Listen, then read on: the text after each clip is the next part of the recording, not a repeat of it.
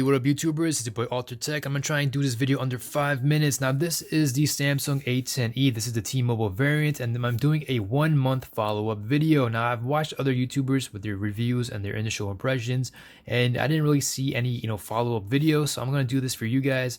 My initial impressions, unlike everyone else, mine was pretty bad. I mean, I saw some lagginess, was just way too often, and when it came time to opening up apps and whatnot, it just wasn't what I expected. I told you guys to go ahead and get the Moto G7 Power instead, but yesterday after reading some comments, I decided to go ahead and pick this up, put in my SIM card, and give it a test drive. And surprisingly, it works faster than what it was before.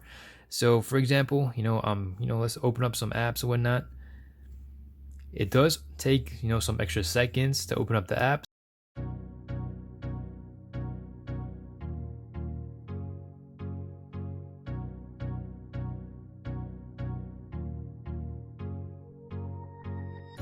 It's not going to impress you, but it does get things done. So as for the performance, this does have 2 gigabytes of RAM. And let me just go ahead and just, open up some things, show you guys what it's like. We got this Galaxy Store. Let's check that out. I mean, it's not going to be as fast as a Galaxy Note 9. Now, for the other YouTubers, they said that the display, for some of them, they said the display kind of sucked. But as for me, I'm an average consumer. My eyes kind of like what I see. You do have that infinity display, I believe, this teardrop notch. Samsung makes some really good damn displays, and this is a good display in my eyes. Now for the speakers, a lot of people said they didn't like the speakers, but I actually liked it because I like heavy bass setups, and the bass on this is pretty damn high. So, but for all the people out there who are looking for a phone for that Samsung One experience, I mean, check this out. You guys are getting, the same Samsung One UI experience on a Galaxy Note 9 or the Galaxy Note 10. Just look how gorgeous these icons are, and I do appreciate the sounds, that clicky sounds.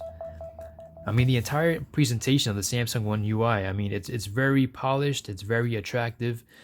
You can't even see the pixels.